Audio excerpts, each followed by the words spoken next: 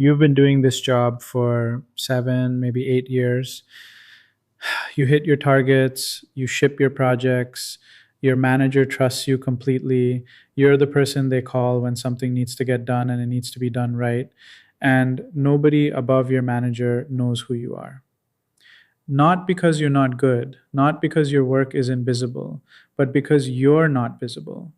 And there's a reason for that. I used to believe that if you did good work, people would notice.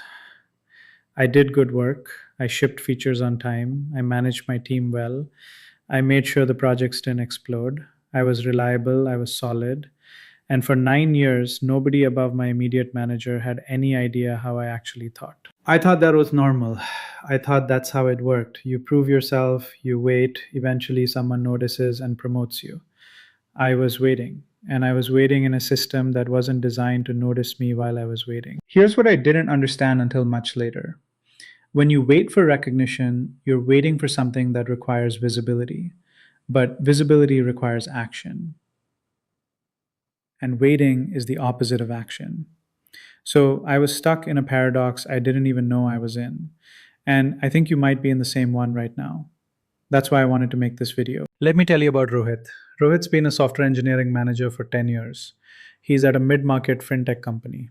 Good company, decent pay, real work. He manages a team of 8 engineers. His team ships, they hit their deadlines, they have low bug counts. When something goes wrong in production, Rohit's team fixes it before anyone else even notices.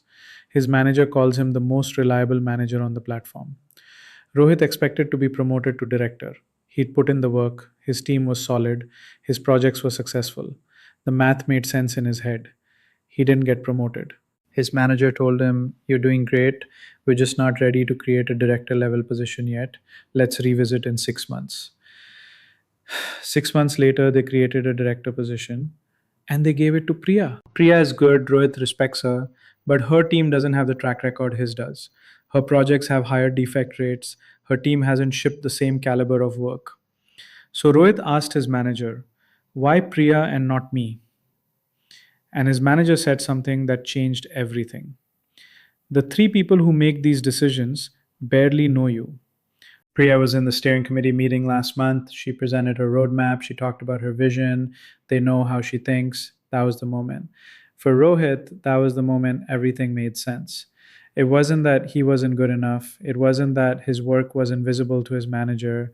It was that he was invisible to the people who decide who becomes a director. And not because they were bad people or didn't want to promote him, but because they literally didn't know him. They didn't know how he thought. They didn't know his perspective. They didn't know his judgment. They knew Priya because she had put herself in front of them, not aggressively, not self promotingly, just clearly. And Rohit had deliberately stayed out of those rooms because he thought that was what integrity looked like. He thought staying above the politics meant not showing up. Here's what I want you to understand. In most organizations, there are three layers of visibility.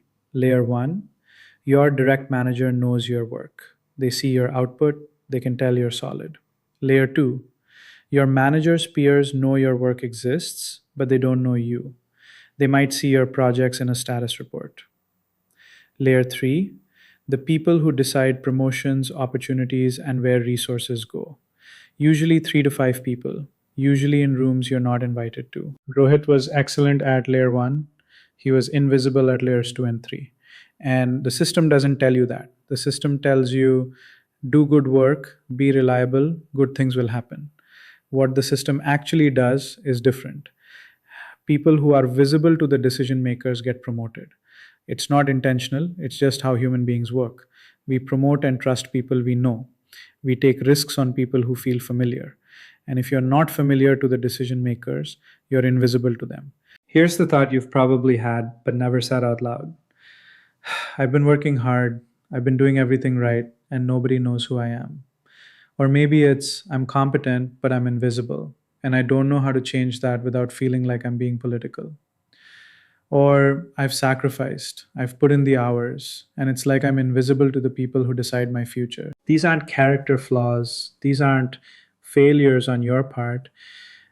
This is a structural reality that nobody told you about. And the hardest part, nobody's going to fix it for you.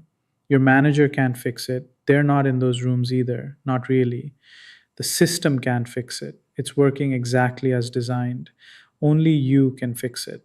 But here's what I want you to know: the invisibility isn't your fault.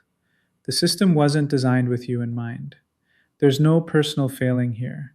You're not behind, you're not failing, you're not a loser. You're just operating in a system that nobody explained to you. And once you understand it, you can work with it, not against it, not by becoming political or fake or loud, but by being clear, by being known, by making your thinking visible. There's a way to do this that feels authentic to you.